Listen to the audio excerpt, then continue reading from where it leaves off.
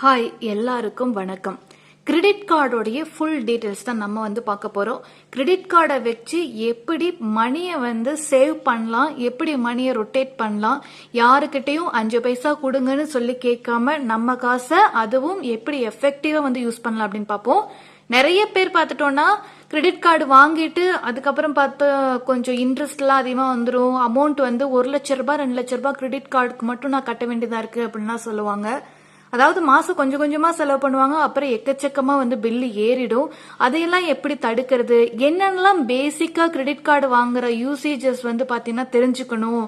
அந்த ஒரு பேங்க்ல வாங்குறீங்க அப்படின்னா அந்த பேங்கோட கிரெடிட் கார்டுக்கு என்னென்ன விஷயங்கள்லாம் நீங்க பேசிக்கா தெரிஞ்சுக்கணும்னு சொல்லி பார்த்தாதான் நீங்க ஈஸியா கிரெடிட் கார்டை எஃபெக்டிவா யூஸ் பண்ண முடியும். இன்னைக்கு நிறைய ஆன்லைன்ல பர்ச்சேஸ் பண்றோம். அப்படி ஆன்லைன்ல பர்ச்சேஸ் பண்றப்போ கிரெடிட் கார்டை யூஸ் பண்ணி எப்படி நம்ம மணியை அழகா ரொட்டேட் பண்ணிக்கலாம், எப்படி எஃபெக்டிவா மணி மேனேஜ்மெண்ட் பண்ணலாம் அப்படிங்கிறதுக்கு பேசிக்கா தெரிய வேண்டிய விஷயங்கள் பார்த்துடலாம். சோ எதெல்லாம் தெரியணும் அப்படின்னு எடுக்கிறப்போ ஒரு 5 விதமான பேசிக் விஷயம் தெரியணும். First billing date or statement date of your credit card. அடுத்து டியூ டேட் தெரிஞ்சுக்கணும், மினிமம் டியூ அமௌண்ட்டை பத்தி தெரிஞ்சுக்கணும், கிரேஸ் பீரியட்னா என்ன, சார்ஜஸ். இந்த 5 விஷயங்களை பத்தியும் தெரிஞ்சுக்கணும். சரி, வாங்க ஒவ்வொன்னா பார்ப்போம். So first billing date. Billing date அப்படின்னா என்ன அப்படின்னு பார்த்துட்டோம்னா எக்ஸாம்பிளுக்கு எடுத்துட்டோம்னா நான் ஒரு டிசம்பர் மாசத்துல இருந்து பர்ச்சேஸ் பண்றேன்னு வச்சுக்கோங்களேன். டிசம்பர் 11ஆம் தேதியிலிருந்து நான் என்னெல்லாம் பர்ச்சேஸ் பண்றேனோ அது எல்லாமே ஜான்வரி 10ஆம் தேதிக்கு எனக்கு பில்லிங் ஆகுதுன்னு வச்சுக்கலாம். ஸோ ஜான்வரி 10ஆம் தேதிக்கு அப்புறம் ஜான்வரி 11ஆம் தேதியிலிருந்து பிப்ரவரி 10ஆம் தேதி வரைக்கும் நான் என்னெல்லாம் பர்ச்சேஸ் பண்றேனோ அது பிப்ரவரி 10ஆம் தேதிக்கு எனக்கு பில் ஆகுது. அதாவது ஒரு மாசத்துல ஒரு நாள் பில் பண்ணுவாங்க. மொத்தமா நீங்க எவ்வளவு செலவு பண்ணிருக்கீங்க அப்படிங்கிற ஒரு ஸ்டேட்மெண்ட் கிரியேட் ஆகி நீங்க இவ்வளவுதான் அமௌண்ட் பே பண்ணோம் அப்படின்னு வரக்கூடியதுதான் பில்லிங் டேட். இது பாத்துட்டீங்கன்னா மாசத்துல ஒரு நாள் அப்படின்னு சொல்லி பிக்ஸ் ஆயிடுக்கும். அது பில்லிங் டேட் என்ன அப்படிங்கிறது நீங்க கண்டிப்பா உங்களுடைய கிரெடிட் கார்டுக்கு தெரிஞ்சுக்கணும். ஒவ்வொருத்தவங்களும் ஒவ்வொரு விதமான கிரெடிட் கார்டு யூஸ் பண்றதுக்கு வாய்ப்பு இருக்கு. அதாவது ஒவ்வொரு பேங்கோட கிரெடிட் கார்டு யூஸ் பண்ணுவீங்க. சோ உங்க பேங்கோடைய பில்லிங் டேட் என்ன அப்படிங்கிறது கண்டிப்பா நீங்க தெரிஞ்சுக்கணும்.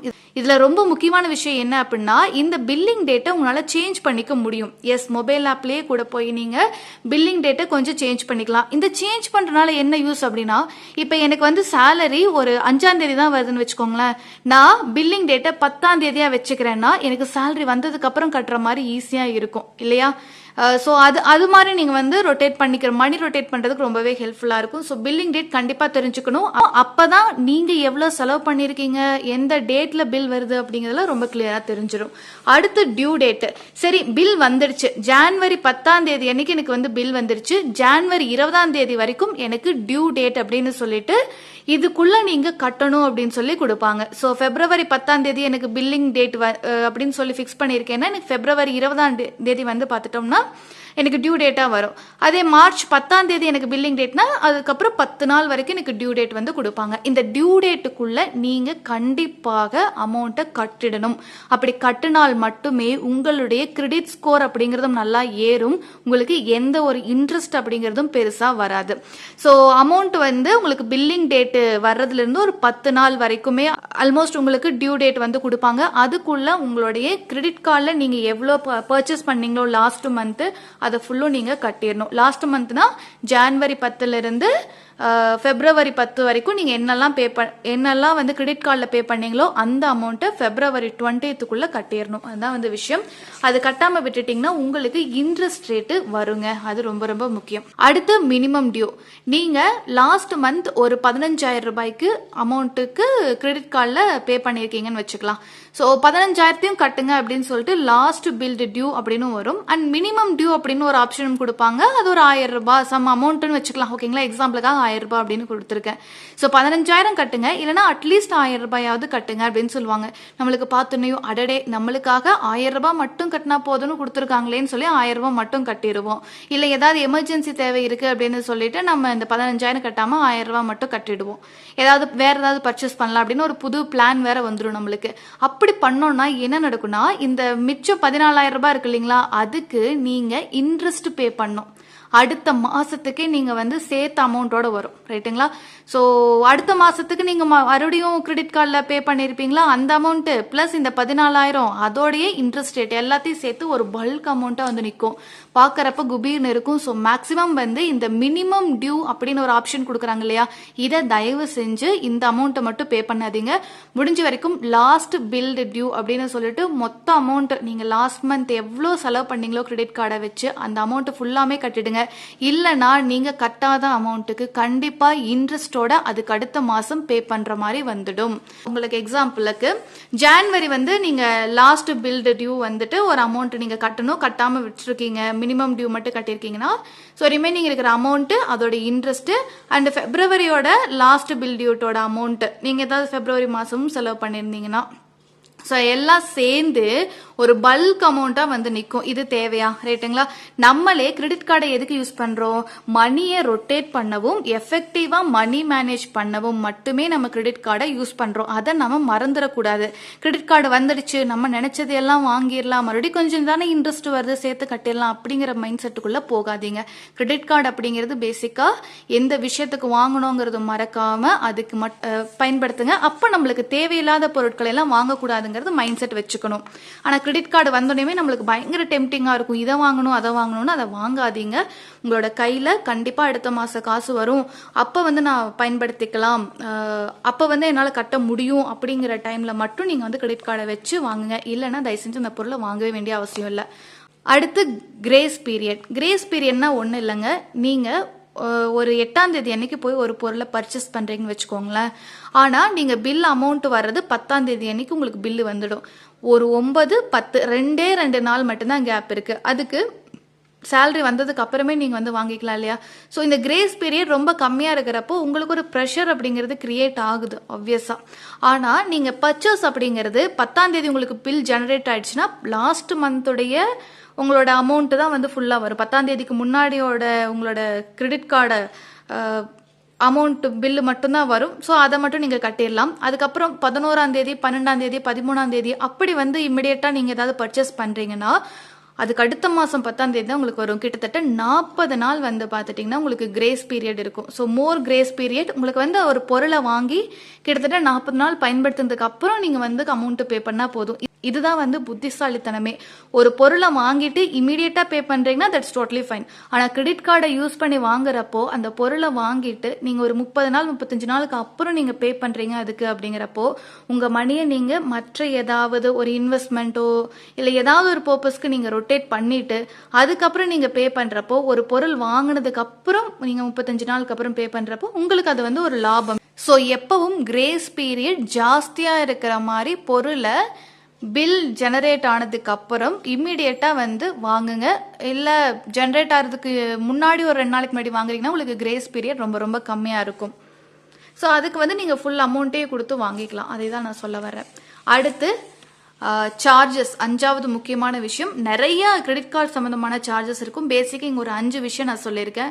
ஆனுவல் சார்ஜஸ் அப்படின்னு சொல்லிட்டு கிரெடிட் கார்டுக்குன்னு நம்ம வந்து பே பண்ணுற மாதிரி இருக்கும். இப்போ எல்லாத்துக்குமே ஆனுவல் சார்ஜஸ் வருது. பட் ஒரு சில பேங்க்ஸ் வந்து பார்த்துட்டிங்கன்னா life time free credit card அப்படின்னு ஒன்று கொடுக்குறாங்க. தயவு செஞ்சு அதுக்கு வந்து போக முடிஞ்சா போய்க்கோங்க. ஏன் சொல்றேன்னா நம்மளுக்கு வந்து ஆனுவல் ஃபீஸ் அப்படின்னு சொல்லி ஒரு அமௌண்ட் எடுக்க மாட்டாங்க இல்லையா, அதுக்காக. அடுத்தது இன்ட்ரெஸ்ட் சார்ஜஸ். எஸ், நீங்கள் வந்து டியூ டேட்டுக்கு உள்ள பே பண்ணலை, அந்த ஃபுல் அமௌண்ட்டையும் பே பண்ணலை அப்படிங்கிறப்போ நீங்கள் இன்ட்ரெஸ்ட் சார்ஜஸ் வந்து பே பண்ணுற மாதிரி இருக்கும். அண்ட் லேட்டாக பேமெண்ட் பண்ணீங்க அப்படிங்கிறப்பவும் வந்துட்டு அதாவது டியூ டேட்டை தாண்டி பே பண்ணுறப்போ அதுக்குன்னு ஒரு ஃபீஸ் வந்து பிடிப்பாங்க.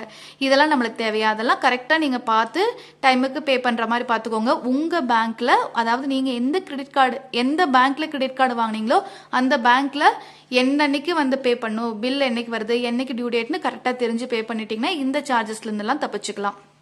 அடுத்து கேஷ் அட்வான்ஸ் ஃபீஸு. ஸோ அதாவது வந்து நீங்கள் கிரெடிட் கார்டை வந்து எப்போவுமே நம்ம ஆன்லைன் பர்ச்சேஸ்க்கு தான் மேக்ஸிமம் யூஸ் பண்ணுவோம். ஒருவேளை நீங்கள் கிரெடிட் கார்டை யூஸ் பண்ணி ஏடிஎம்ல கேஷ் எடுத்தீங்க அப்படின்னா அதுதான் வந்து கேஷ் அட்வான்ஸ் ஃபீஸ். கண்டிப்பாக இப்படி ஒரு வேலையை செய்யவே செஞ்சிடாதீங்க. ஏன்னா இதுக்கு பயங்கரமாக இன்ட்ரெஸ்ட் ரேட் வந்து வரும். ரைட்டுங்களா? ஸோ மோர் இன்ட்ரெஸ்ட் ரேட் வந்து வரும். ஸோ மேக்ஸிமம் கிரெடிட் கார்டை யூஸ் பண்ணி ஏடிஎம்ல காசு எடுக்காதீங்க. டெபிட் கார்டில் உங்களுக்கு ஆல்ரெடி காசு வச்சுருப்பீங்க, அதில் வந்து ஏடிஎம்ல வந்து அமௌண்ட் எடுத்துக்கலாம். அடுத்து ஓவர் த லிமிட் ஃபீஸ் அப்படின்னு சொல்லிட்டு, அதாவது நீங்க லிமிட்டுக்கு மீறி 25,000 ரூபாய் உங்களுடைய கிரெடிட் அமௌண்ட் வேல்யூ அப்படின்னா நீங்க அதுக்கு மேல எடுக்கிறப்போ அதுக்குன்னு ஒரு ஃபீஸ் அப்படிங்கறதையும் நீங்க வந்து பே பண்ற மாதிரி இருக்கும். ஸோ மேக்ஸிமம் உங்களுடைய கிரெடிட் ஸ்கோரை இன்க்ரீஸ் பண்ண பாருங்க. ஸோ ஓவர் த லிமிட் அப்படின்லாம் எடுத்துட்டு ஃபீஸ் பே பண்ற மாதிரிலாம் இருந்தால் கிரெடிட் ஸ்கோரும் பேசிக்காக இன்க்ரீஸ் ஆகாது. அதுவும் நம்ம தெரிஞ்சுக்கணும்.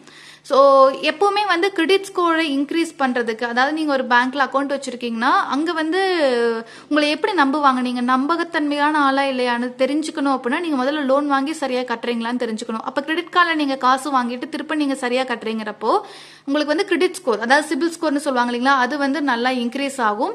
அண்ட் உங்களுக்கு வந்து ஈஸியா லோன் அமௌண்ட் இன்க்ரீஸ் பண்ணி கொடுப்பாங்க. ஒரு 50,000 ரூபாய் உங்களுக்கு கிரெடிட் வேல்யூ இருக்கு அப்படிங்கிற பட்சத்தில் உங்களுக்கு வந்து 1,00,000 ரூபாய் வரைக்கும் கூட இன்க்ரீஸ் பண்ணி கொடுப்பாங்க.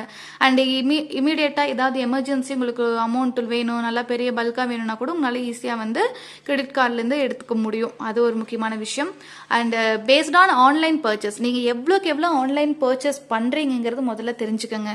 நிறைய அமேசான், பிளிப்கார்டு, அதே போல மூவி டிக்கெட் வந்து வாங்குவீங்க. இது மாதிரி ஏதாவது இருக்கு அப்படின்னா அதுக்கு ஏத்தாப்புல எந்த வெப்சைட் யூஸ் பண்ணுவீங்க அப்படிங்கறது எல்லாம் பொறுத்து நீங்க உங்களுடைய கிரெடிட் கார்டை சூஸ் பண்ணுங்க. ஏன்னா இப்போ அமேசான்லாம் சொன்னேன் இல்லையா, அதுக்கெல்லாம் பார்த்துட்டீங்கன்னா உங்களுக்கு அதுல எல்லாம் ஒரு சில பேங்குடைய கிரெடிட் கார்ட்ஸ்க்கு வந்து நல்ல அமௌண்ட் டிஸ்கவுண்ட் கொடுப்பாங்க. 10% கேஷ்பேக் அப்படி எல்லாம் கொடுப்பாங்க.